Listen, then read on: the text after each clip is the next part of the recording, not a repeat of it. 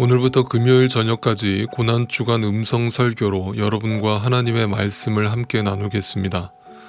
짧은 설교니만큼 조용한 시간에 묵상하며 마음으로 설교를 들으시고 반드시 기도로서 응답하시기를 권면드립니다. 오늘 요한복음 18장 1절 말씀은 배경을 알지 못하고 그냥 읽으면 아무런 감동 없이 읽혀지는 대표적인 지나가는 구절입니다. 그러나 오늘 고난주간을 시작하면서 1절 말씀의 배경을 깊이 묵상해 보므로 그 깊은 의미를 함께 나눠보고자 합니다. 예수님은 지금 십자가의 길로 가고 계십니다. 이제 19장에 들어서면 예수님은 십자가 처형을 당하게 되십니다. 이 상황에서 오늘 18장 1절은 예수님의 행적을 기록하고 있습니다. 우선 이 말씀을 하신 뒤에 라는 구절을 설명드려 보겠습니다. 18장 앞부분에 등장하는 17장에서 예수님은 제자들과 함께 마가의 다락방에서 최후의 만찬을 나누셨습니다. 그 시간에 제자들의 발을 직접 씻어주기도 하시고 그들을 위해 직접 중보기도를 하시면서 제자들을 주님의 손에 의탁했습니다. 그리고 오늘 18장에서 예수님은 제자들과 함께 동산에 오르셨다고 기록하고 있습니다. 1절 본문을 다시 한번 읽어보겠습니다. 예수께서 이 말씀을 하신 뒤에 제자들과 함께 기드론 골짜기 건너편으로 가셨다. 거기에는 동산이 하나 있었는데 예수와 그 제자들이 거기에 들어가셨다. 요한복음을 기록한 저자 사도 요한은 다른 복음서와 전혀 다른 방식으로 복음서를 기록했는데 그것은 사건 위주의 기록이 아닌 사건을 해석하는 방식으로 기록했다는 것입니다.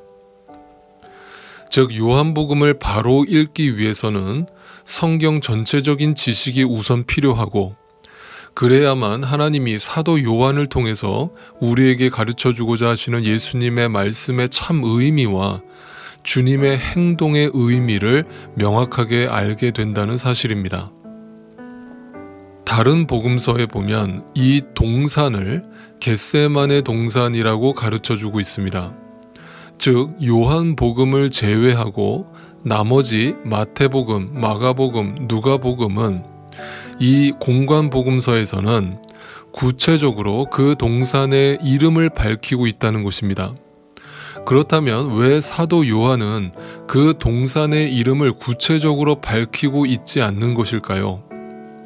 여기에 바로 오늘 우리가 주목해야 될 이유가 있습니다. 사도 요한은 다른 공관복음서와 다르게 겟세마네 동산이라는 직접적인 이름을 쓰지 않았지만 반대로 다른 복음서에서는 기록하고 있지 않은 그 동산의 위치에 대해서 자세히 설명하고 있습니다. 1절을 다시 한번 읽어보겠습니다. 제자들과 함께 기드론 골짜기 건너편으로 가셨다.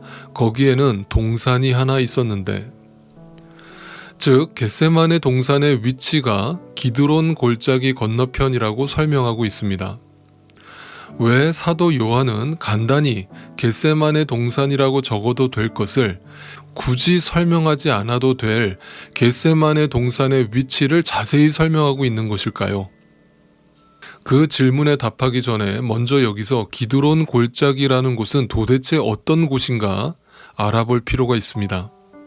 구약에서 여호사밧 골짜기라고도 하는 기드론 골짜기는 마지막 심판의 장소를 가리키는 말로 사용되기도 했습니다. 구약에 의하면 이곳에는 공동묘지가 있었습니다. 어두운, 혼탁한이라는 의미를 지닌 히브리어 케드론은 그 골짜기를 지나가는 시냇물이 흑빛이라서 검은 시내라는 별명이 붙어 있기도 했습니다. 구약의 에스겔 선지자가 계곡을 가득 채우고 있던 마른 뼈들이 살아난 환상을 본 곳이 바로 이 기드론 골짜기 공동묘지였습니다. 즉 당시 이스라엘 사람들에게 기드론 골짜기 하면 떠오르는 이미지는 죽음의 계곡, 어둠의 계곡이었던 것입니다. 구약 성경은 신약 성경의 모형입니다. 예표 또는 사인이라고 할 수 있습니다. 그래서 우리가 신약의 내용을 보다 분명하게 깨닫기 위해서는 구약을 이해하는 것이 너무나 중요합니다. 구약에서 기드론 골짜기를 어떻게 설명하고 있는지 간단하게 설명드리겠습니다. 첫 번째, 사무엘하 15장에 보면 다윗의 아들 압살롬의 반역과 관련된 내용이 등장합니다. 압살롬은 한마디로 자신의 아버지를 상대로 구테타를 일으킨 것입니다. 그때 다윗은 허겁지겁 궁을 빠져나와서 도망을 치는데 그때 다윗이 통곡하며 건넌 곳이 바로 기드론 골짜기였습니다. 다윗에게는 죽음의 길이었던 셈입니다. 구약의 다윗은 신약의 예수 그리스도를 예표하는 인물이기도 합니다. 두 번째, 구약에서 우상을 숭배하던 이스라엘 백성들의 모습이 숱하게 등장합니다. 그때마다 요시야 왕이라든지 히스기야 왕, 아사 왕 같은 하나님의 사람들이 등장해서 우상을 타파하는 종교 개혁을 일으켰는데 그때 우상을 깨부셔서 갖다 버린 장소가 바로 기드론 골짜기였습니다. 우상 숭배란 오늘날 종교와 같습니다. 제가 여러분께 여러 번 말씀드린 것처럼 기독교는 엄격히 말해 종교가 아닙니다. 왜냐하면 종교는 기본적으로 인간의 죽음과 욕망에 대해서 사탕발림 같은 위로와 세상의 복으로 화답하기 때문입니다. 다시 말해서 구약에서 우상을 갖다 버린 장소가 기드론 골짜기라는 의미는 예수 그리스도께서 우상화된 종교를 타파하고 참 진리를 선포하셨다는 의미가 담겨져 있는 것입니다. 기억하십시오. 예수님 당시에 예수님을 배척하고 십자가에 못 박은 사람들은 전부 다 종교인들이었다는 사실을 말입니다. 마지막 세 번째로 기드론 골짜기를 건너가면 감람산으로 오르게 됩니다. 겟세마네 동산은 감람산의 일부입니다.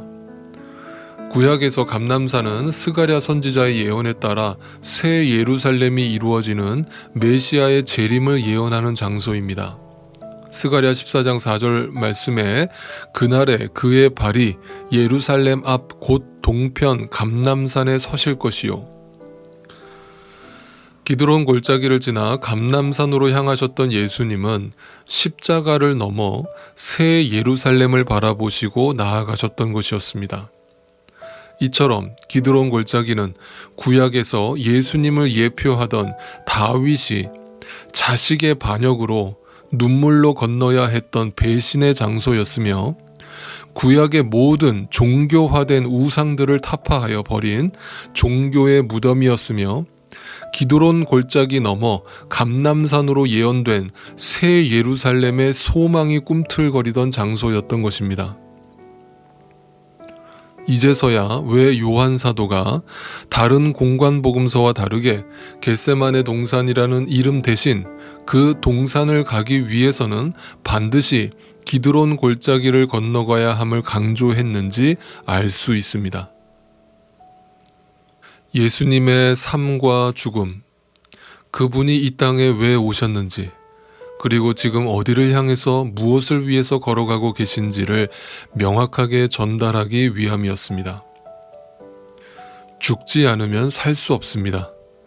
죽어야 삽니다. 이 기독교의 역설의 진리가 다시금 이번 고난주간을 통해 당신의 삶과 심령 속에 깊이 각인되어서 기드론 골짜기를 넘어 감람산에 임할 새 예루살렘을 소망하며 나아가는 복된 자리에 서게 되시길 축복합니다. 지금 예수님은 바로 당신에게 이것을 설명하고 보여주시려고 기드론 골짜기를 지나 십자가의 길로 나아가고 계십니다.